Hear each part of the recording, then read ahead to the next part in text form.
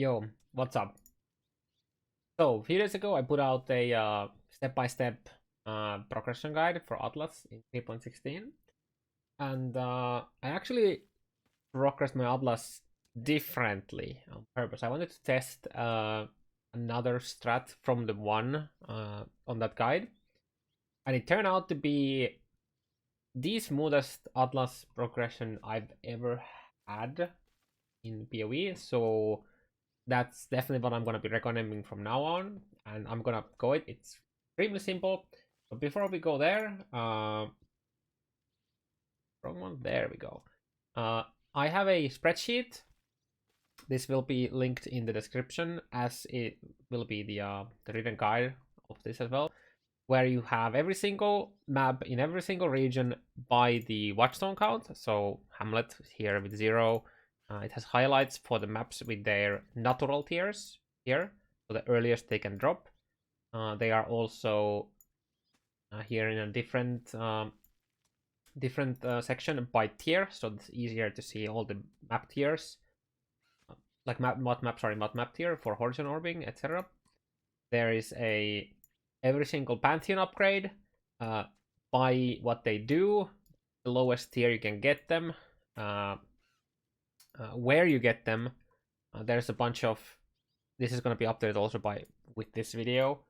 There's also Atlas passives in the very simple form where it just tells you what the leak mechanic is, because there is no overlapping leak mechanics anymore. So yeah, I just wanted to highlight this. And there's also, if you just hover over here, it shows also the Pantheon upgrades by map. But sometimes if this sheet has too many people, apparently the hovers don't work. So that's why I added these there. But yeah, that out of the way. I again have this. It's a very, very fast guide. So yeah, simply you're just gonna put watchstone in the same region every single time when you kill a Conqueror. That's in its simplest form. And now in the example, when we kill, say, we spawn the first Conqueror here, we kill it, we put the watchstone in there. That's it.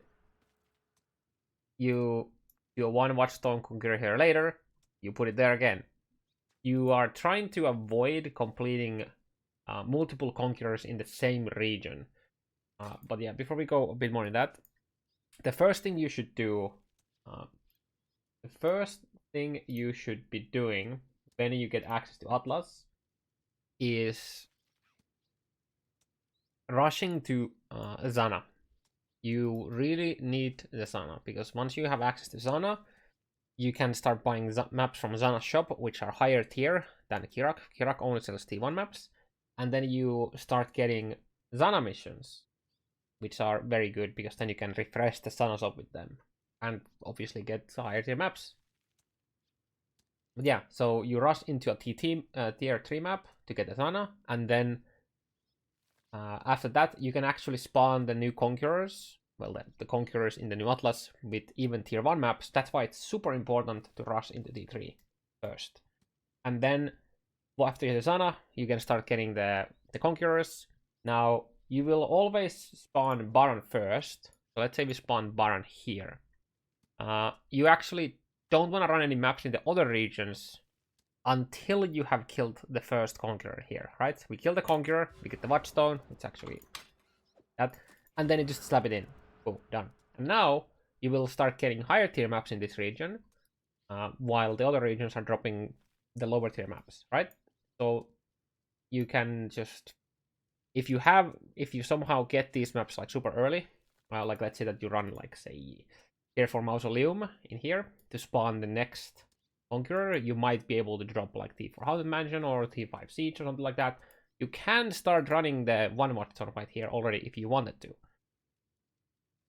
It doesn't really matter. But yeah, you just keep killing Conquerors. Whenever you kill a Conqueror, you put the watchstone in immediately. That makes all of them higher, which makes it easier to finish off the 0 watchstone fights in the other region, because you'll be dropping them there, right? And then at some point in this progression, usually around when you start doing like T5 and T6 maps, is when you start getting Envoy in your outlet. Well, Envoy can spawn earlier, but Maven. So you get the first Maven witness, and then you get like this blue bar. Like you get this bar which is filled for maps. First of it's like 3, and then it keeps going up to like 4, 5, 6, and then 10 eventually.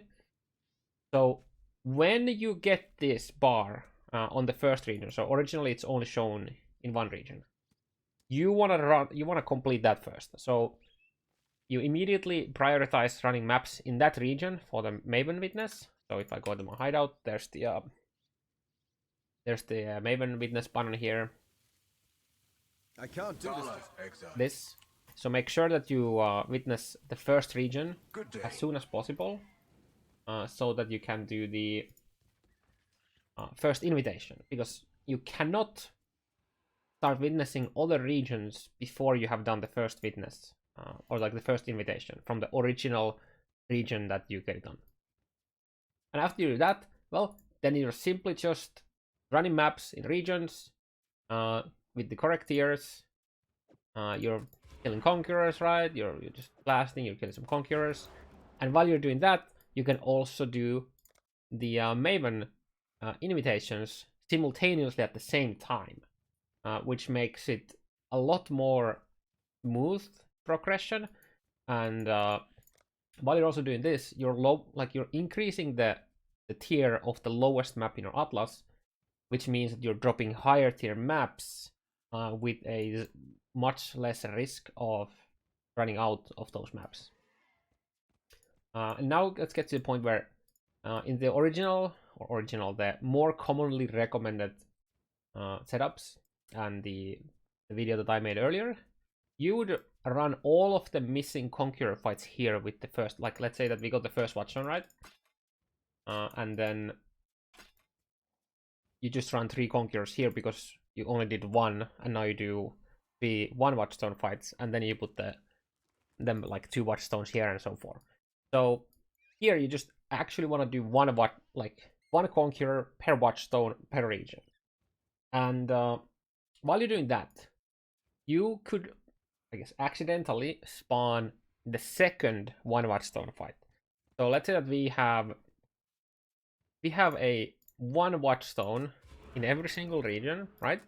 So we are currently at 4 Watchstones. And then you do a 1 Watchstone Conqueror fight here in Klena, and then you just put the Watchstone in here. Now, even though you have the 8 map here, you can still run the lower tier maps of the same regions. You could be running like a tier 400 mention. And that will spawn a 1 Watchstone encounter in this region that you haven't done yet. If you hover over here, it will tell you. Like for example, here it says number of socketed Watchstones required to spawn a Conqueror. So I could have 4 Watchstones here and run a tier 10 dungeon, and it would spawn the 3 Watchstone. Actually, I can literally show you. So I have 3 Watchstones in here, right? I am gonna be spawning a 3 Watchstone influence here, most likely. Put it in there because it's the lowest Conqueror spawn that we can get in this region.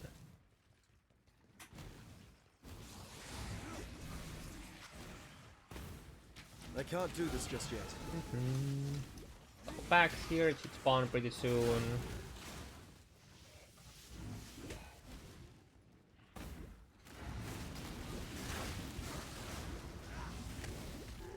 Come on, Headsman. There you go. Are you even real? Headsman. So even if we had 4 Watchstones in here, if you run the maps at the correct tier, also I could have run a tier 14 dungeon and it would have still probably spawned this as well. But as you can see, that can happen. Now there's a couple things you can do here. So if you spawned it here with the 1 Watchstone fight here, even though you had 2 Watchstones here and you really wanted to spawn in the other regions, now you can kill it here and then just put the Watchstone here again. You can do that, but I would potentially recommend that you just run the 3 maps well, the map that you put in, and then the 2 more maps, and then the Conqueror map, and just don't kill the Conqueror. Just run the map where the Conqueror spawns, kill the map boss, but don't kill the Conqueror, and then run maps in the other region where you want to spawn it, and you can move the influence over if you want to keep the better smooth 1 Conqueror with 1 Watchstone per 1 region way. But yeah, I guess I can quickly go first. So again, we like to do this, right? We did another Watchstone here, so we've done like 3 Conquerors here now. Sorry, 2, and 2 here, 1 here so far, 1 here so far. Let's say then again, if we get T8 maps here, you could just spawn the 2 Watchstone Conqueror here later on as well, without completing the others. It doesn't matter because you're basically going like all of them at the same time. But I would recommend trying to do them evenly. So after you kill the 1 Watchstone Conqueror here, just put the Watchstone in there and stop running maps in this region until you have done the other regions as well. Or at the very least, spawn the influences.